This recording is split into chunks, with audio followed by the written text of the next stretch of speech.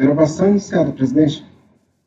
Bom, continuando então os julgamentos dos processos dessa primeira turma ordinária da segunda Câmara, terceira sessão, do dia 26 de abril, 14 horas, vamos ao último item da pauta, item 43, que é da Maxbelt Indústria e Comércio.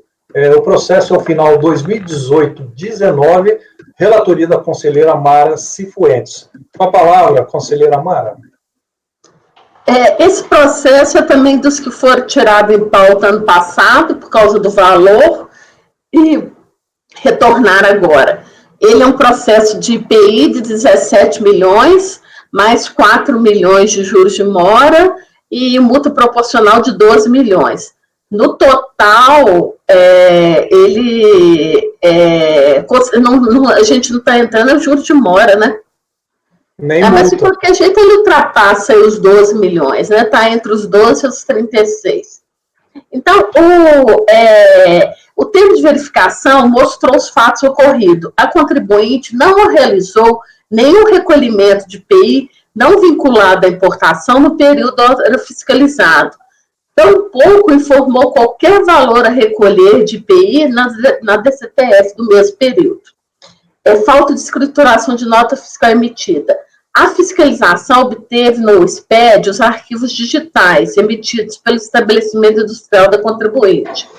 Com base nas informações contidas nas notas fiscais, segregaram-se todos aqueles itens que tiveram destaque de IPI. Em seguida, procedeu-se ao cotejo das notas fiscais que tiverem IPI destacado, com os documentos fiscais escriturados pela contribuinte em sua EFD, ICMS e IPI. Como resultado desse cotejo, constataram-se diversas notas fiscais com IPI destacado e que não foram escrituradas pelo contribuinte na EFD, ICMS e IPI. Falta de destaque do IPI devido em nota fiscal emitida. A fiscalização apurou 4 irregularidades indicadas na coluna legenda, com os números de 1 a 4 esclarecidos na coluna análise da fiscalização, conforme a seguir. Legenda 1. O contribuinte não apresentou a declaração de ingresso da SUFRAMA, documento obrigatório para fazer jus à suspensão do IPI das mercadorias remetidas para aquela região. Legenda 2. O contribuinte informou que errou ao emitir a nota fiscal sem destaque do IPI, pois o destinatário não está localizado na Amazônia Ocidental. Legenda 3. O contribuinte citou por erro no campo Observações do ADE, número 53, de 2011. Esse ADE foi emitido especificamente para a empresa Comil, não sendo aplicável para outras empresas. Também não apresentou a declaração de ingresso da SUFRAMA, documento obrigatório para fazer jus à suspensão do IPI. Legenda 4. O contribuinte simplesmente deixou de destacar IPI nas notas fiscais eletrônicas sem nenhum motivo ou justificativo. Isso daí é o que está na tabela lá que consta no termo de verificação fiscal. Da responsabilidade solidária do sócio. O sócio Jefferson Pereira Dantas, administrador da empresa jurídica, reiteradamente, durante os 4 anos sob fiscalização, omitiu conscientemente, de forma dolosa, em sua escrituração digital, notas fiscais emitidas pelo contribuinte, bem como deixou de declarar débitos apurados na EFD, ICMS e IPI, nas declarações das DCTF, razão pela qual é imputável a ele a responsabilidade solidária por excesso de poderes, infração de lei, contrato social ou estatuto. E assim se surgiu a autuada. Aí, as razões que constaram em impugnação, né? Eu vou pular essa parte aí. Tá. A impugnação foi julgada pela DRJ Juiz de Fora, improcedente por unanimidade de votos.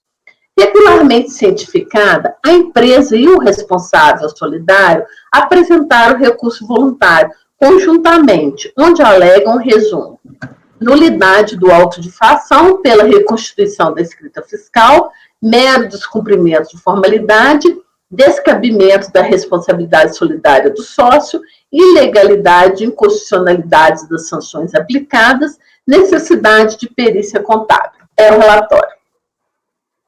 Vamos ao voto. Sim.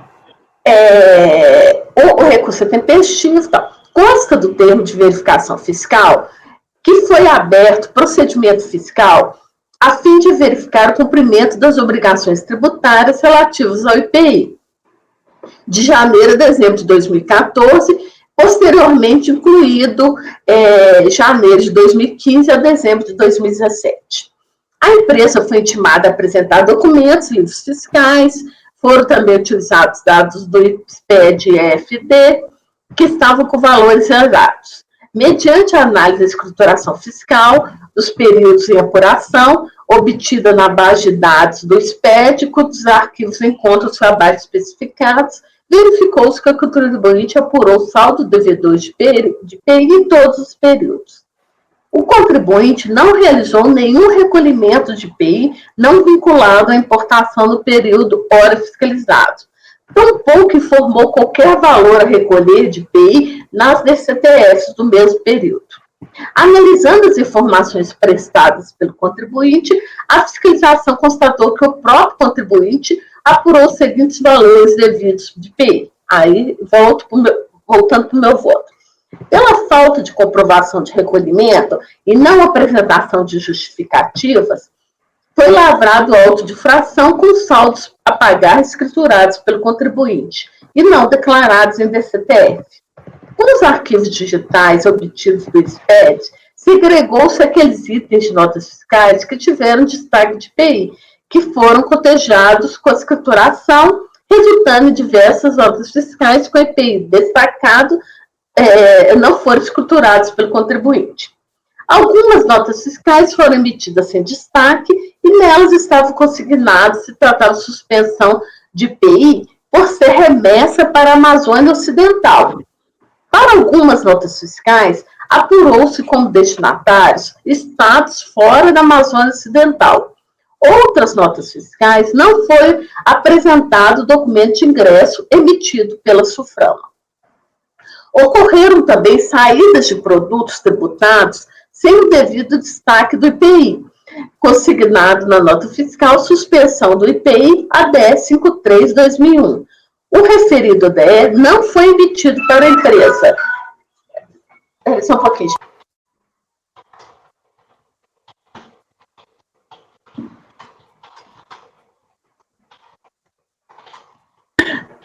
Desligar o celular.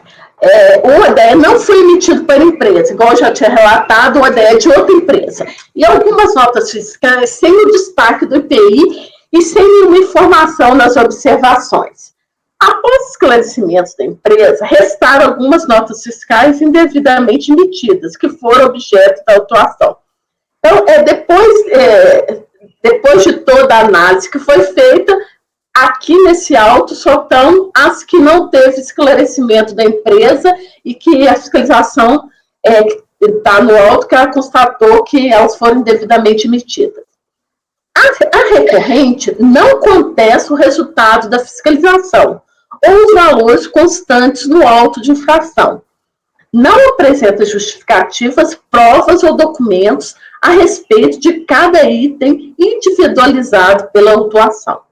A sua insurgência inicial é pela nulidade do auto de infração que efetuou a reconstrução da escrita sem a sua participação. O processo administrativo se inicia com a ciência do contribuinte quanto à atuação fiscal. Antes, não é prevista a participação na fase de levantamento de informações e redação de termos de verificação fiscal, que dão suporte para o auto de infração. Constitui-se fase inquisitória a teor do disposto no PAF.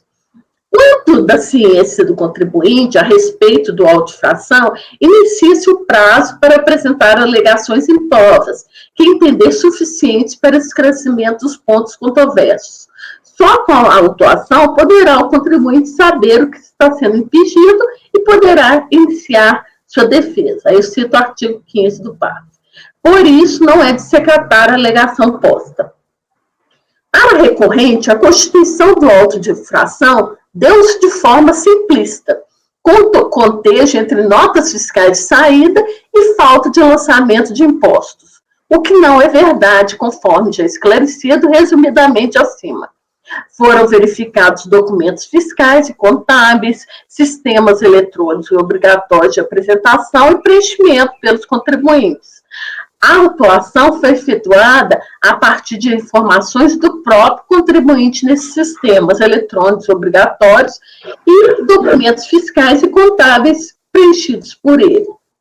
Ele reclama que o acordo não fundamenta a parte da impugnação que questiona o crédito tributário lançado sob notas fiscais sem destaque do IPI em razão do destinatário fazer parte da Zona Franca de Manaus, e que trata-se de mero descumprimento de formalidade tributária, que não pode superar o seu direito.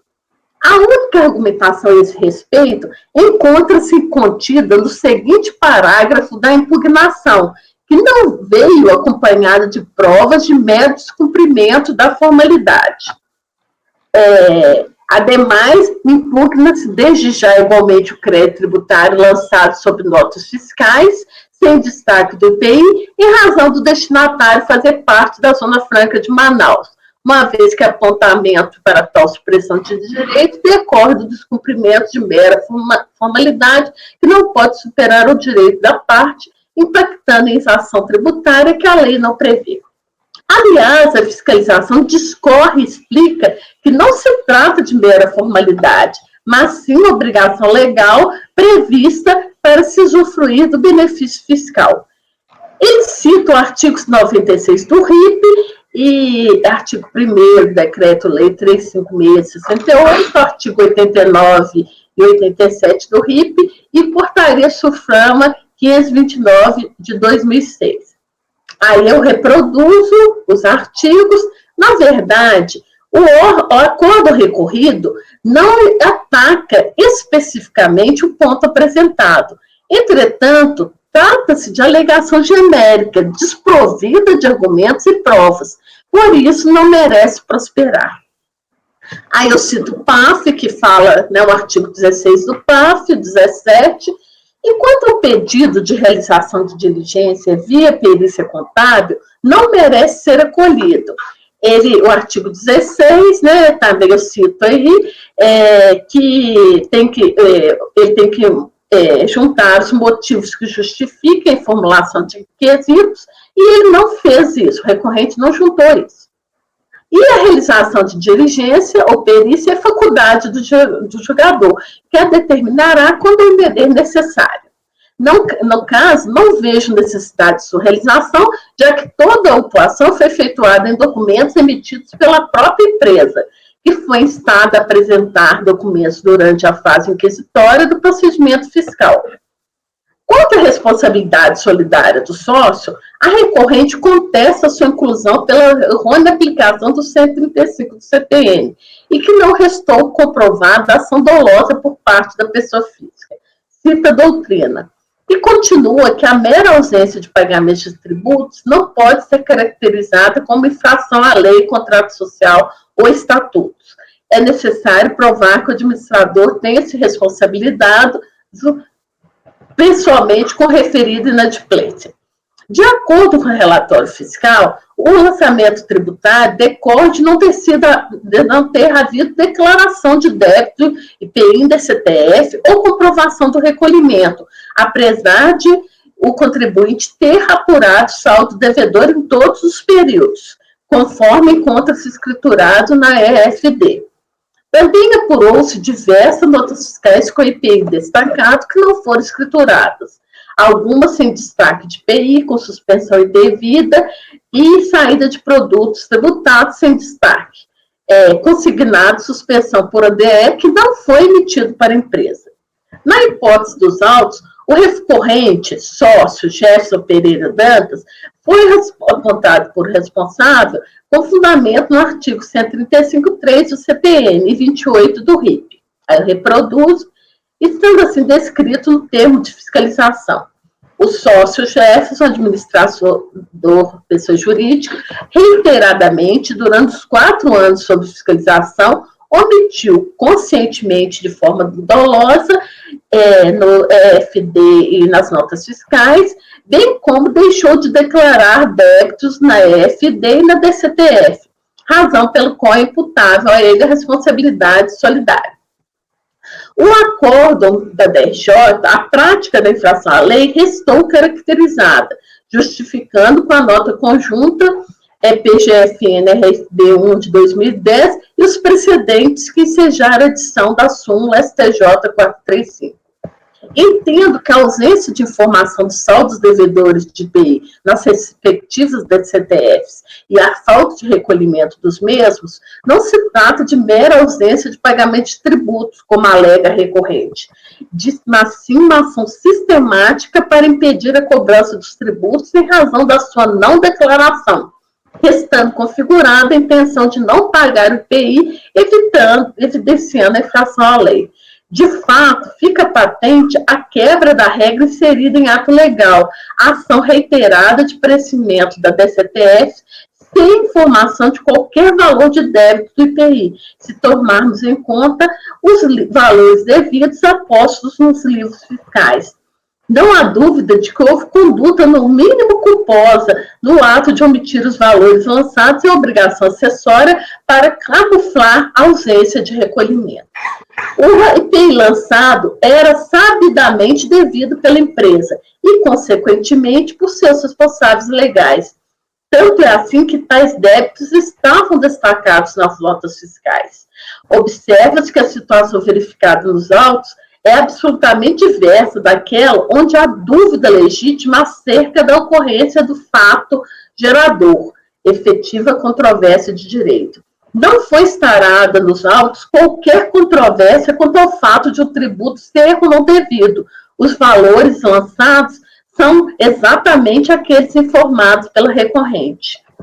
É aplicável aos autos a jurisprudência já pacificada pela STJ, inclusive em sede de recurso respectivo, no sentido de que a simples falta de pagamento de tributo não configura por si só, nem em tese, circunstância que acarreta a responsabilidade subsidiária do sócio. É indispensável, para tanto que tenha agido com excesso de poderes ou infração à lei. Entendo que, diante dos elementos constantes dos autos e dos termos genéricos das defesas e recursos apresentados, não há como afastar a responsabilidade solidária.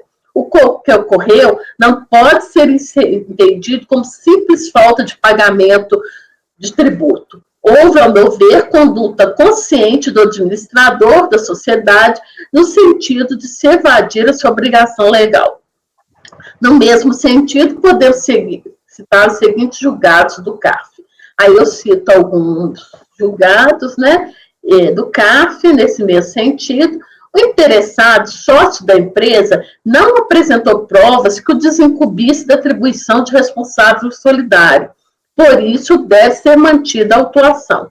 Por fim, a recorrente afirma haver ilegalidade, inconstitucionalidade nas sanções aplicadas.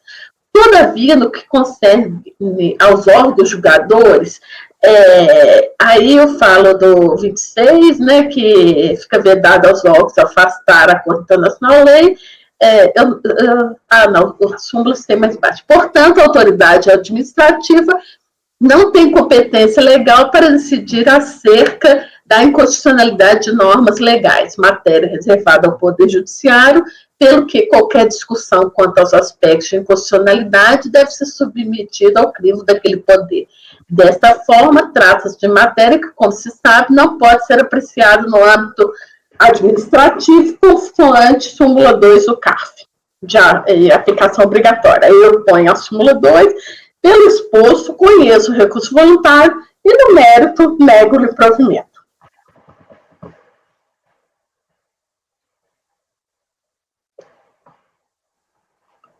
Ok, podemos ir ao voto? Elcio? A respeito da responsabilização do sócio aqui, um dado aqui interessante, que o IPI, no regulamento do IPI, tem um artigo próprio de responsabilização.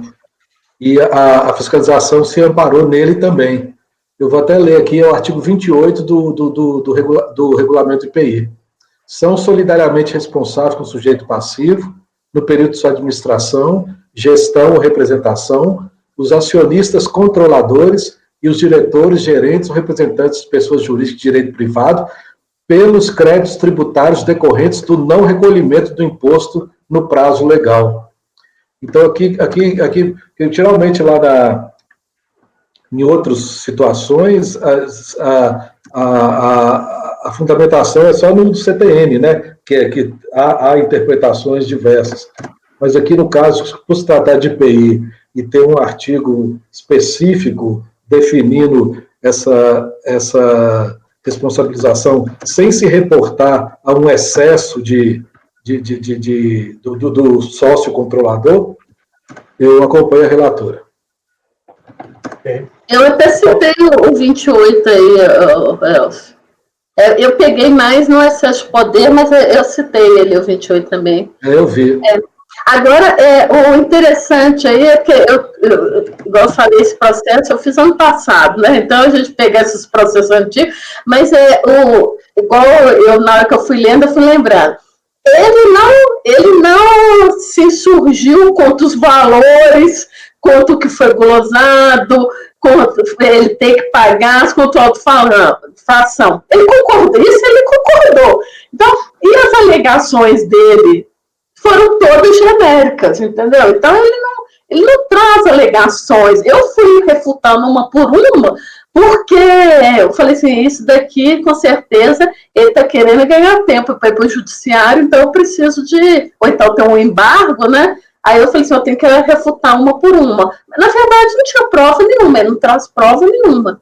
E tudo foi feito em cima de escrituração digital dele, né? Então, são todos os documentos que ele traz aos atos, que são documentos dele, emitidos por ele.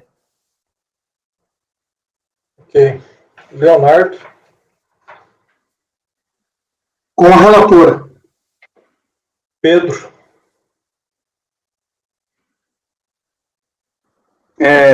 Presidente, só um segundo aqui. Eu estou conferindo aqui um trecho do voto, rapidinho.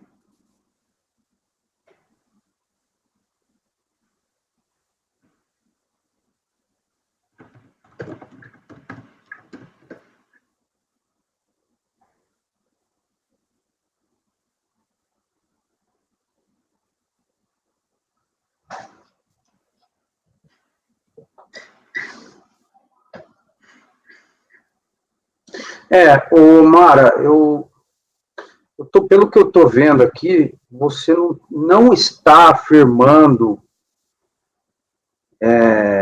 que a responsabilidade é objetiva para todos os sócios, né? Eu estou vendo que você teve o cuidado de delimitar esse raciocínio para o sócio administrador. Só confirmando... A reputação que só essa. Porque eu divergia no passado desse entendimento, inclusive para o sócio administrador, porque eu entendo que o dolo deve ser comprovado, mesmo para o sócio administrador. E a gente tem a decisão lá do STF que exige essa comprovação do excesso de poderes, né?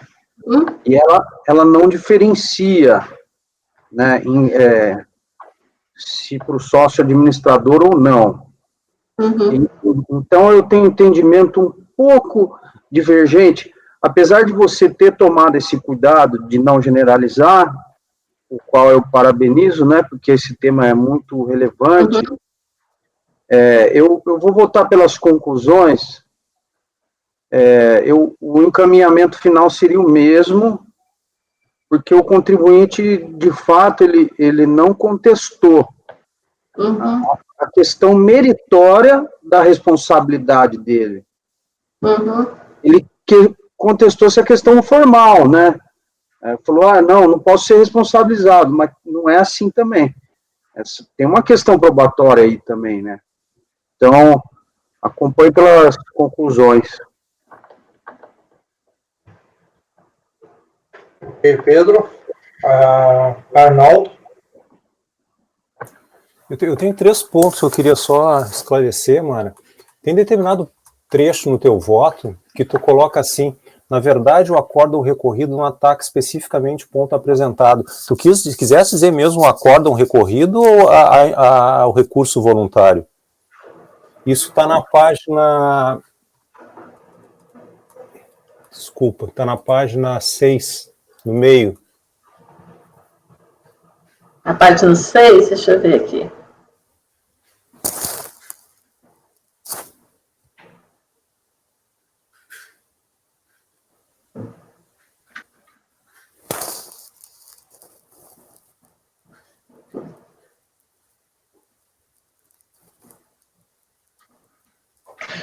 Eu acho que é acórdão recorrido mesmo, porque ele na hora que eu estava lendo, que eu vi que esse negócio ficou assim meio por cima mesmo. É porque ele, que eu falo até da impugnação aí, porque eu analisei a impugnação e recurso voluntário, porque ele fala assim, que eu tive o cuidado de ir na impugnação para ver se ele falava alguma coisa a mais na impugnação do que no recurso voluntário. E ele também questiona que no acórdão recorrido, ele não entra muito nesse detalhe. Aí o que eu falo? Que, na verdade, o acordo recorrido não ataca especificamente o ponto apresentado, porque ele questiona isso. Mas, de qualquer jeito, é que eu falo, entretanto, ele faz uma alegação genérica, então, desprovida de argumentos. Então, ficou parecendo que a alegação genérica é do acórdão recorrido. Na hora que eu estava lendo isso daqui, eu também ouvi, eu falei assim, esse negócio aqui também é confuso. Eu peguei e falei assim, porque ele fala isso, ele fala assim, que com o acordo recorrido está muito genérico. Mas a alegação dele também é genérica, entendeu? Por isso que eu não acatei. Eu vou dar uma melhorada nesse negócio aí. Tá. Uma outra questão, Mara, e aí eu entro um pouco naquilo que o Pedro falou, a questão da responsabilização do sócio, tá? Eu também entendo que não é meramente o fato do cara ser sócio-gerente que ensejaria para ele a responsabilidade. E em determinado momento do teu voto coloca, não há dúvida de que houve conduta no mínimo culposa. E aí, para mim, fica a questão. Quando tu colocas isso, tu está dizendo assim, eu não tenho certeza que tem dolo. Tanto que eu estou dizendo que é no mínimo culposo. E se é no mínimo culposo, eu poderia... não pode, tem razão. Na hora que eu também li, na hora que eu li isso, eu também... porque o que o Pedro falou aí é verdade. A gente tem sempre o cuidado de que todo voto nesse negócio da responsabilidade dá esse problema. Mas aí, como, igual o Elcio falou, ele trouxe o artigo 28... Por causa disso que eu fiz aquele comentário. Por causa disso. Aí, eu acho isso assim, e como ele não se defende, ele era o responsável, e ele, durante muito tempo, ele se omitiu a apresentar, eu, para mim, falei assim, olha, ele está mostrando, aí eu acho que foi... uma maneira de expressar aí que não foi muito feliz, né? Porque você tem razão, dá a entender assim, se é culposa, não é dolosa, né? Eu vou tirar isso. Se tu tirar isso, eu não tenho objeção ao teu acordo, ao teu voto, tá? Se tu tirares, eu acompanho integral. Não faz sentido, assim, Na hora que eu li isso, eu também falei assim, esse negócio aqui, esse negócio ficou bom, não. Por fim, o último ponto que eu poderia observar, Mara, é que a gente também está invocando a súmula 2, então seria não conhecer essa parte, né? Por isso que eu fiz a pergunta Eu sempre esqueço disso, mas toda vez que a gente usa a súmula 2 é não conhecer. Aí eu tenho que mudar lá em cima. É não conhecer em parte, né? Não conhece em parte na parte Eu nunca faço essa observação quando é só a súmula 2, porque quando a súmula 2 é determinante, aí sim é não conhecer. Mas todos os outros argumentos levam para negativa, eu acho que, sim, tudo bem, não faz mal nenhum pensar isso. Eu não acho que seja bem necessário. Não. Mas Elcio, por isso que eu perguntei naquele voto do Laércio. Mas aquilo era só irracionalidade. Eu entendi. Agora também, se a gente entender que todos os acordos em que tiver incidentalmente a aplicação da súmula 2 num aspecto específico negativa de provimento ou dar provimento, podemos seguir essa linha, eu não tenho nenhuma objeção. Mas quase todos vão ter o não conhecimento por causa da súmula 2. Mas a gente tem decidido nesse sentido, Arnaldo. Quando ela é uma das questões, simplesmente trata da matéria, consta na ementa, mas aí não se põe uma expressão específica para o conhecimento parcial. Eu acho que a gente pode chegar num acordo, isso mesmo, porque eu vou te falar um negócio que no começo, é sempre assim, a gente, nas outras turmas também que eu participei, era assim, a gente aplicava a súmula 2, mas punha conhecimento integral, não fazia diferenciação. Aí depois de um certo período, a gente pegou e começou a falar conhecimento parcial por causa da súmula 2. Então, é uma coisa assim, acho que é preciosismo, a gente pode chegar num acordo aqui, como que a gente vai fazer, né?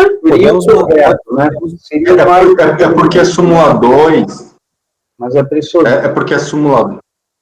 É porque o controle de constitucionalidade, quer dizer, uma das condições do recurso é que seja a infraconstitucionalidade, né? Então, o ponto que o contribuinte fala isso, ele não preencheu das condições, daí isso não conhece. Igual legitimidade, interesse recursal. Eu sempre entendi assim, que eu conheço do recurso como um todo, entendeu? Para mim, o Henrique que falava isso, você entrega um envelope fechado. Ou você abre envelope ou você não abre. Se eu abrir envelope, eu conheci. Aí, eu sempre ponho lá em cima. Se eu abrir envelope, eu ponho, conheço pressuposto de admissibilidade, conheço. Eu abri envelope para ver o que tinha lá dentro. Aí, depois que a pessoa começou a falar esse negócio da súmula 2, eu falei assim, é verdade, mas é o que o Elcio está falando. Todo processo, ele alega isso. E aquele negócio, razoabilidade, proporcionalidade, também. Aí a gente pega e vai sempre dar conhecimento parcial? Todo processo nosso vai ficar conhecimento parcial? Não, perfeito.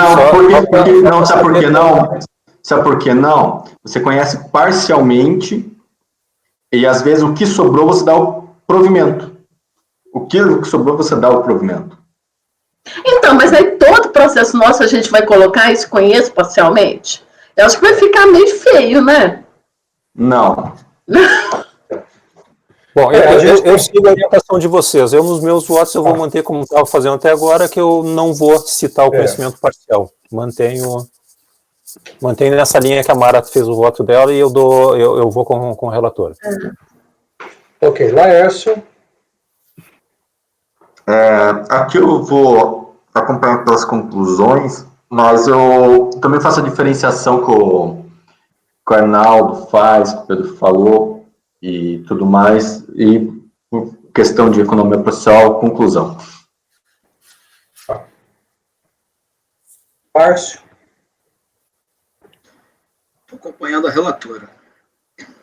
Eu também acompanho a relatora.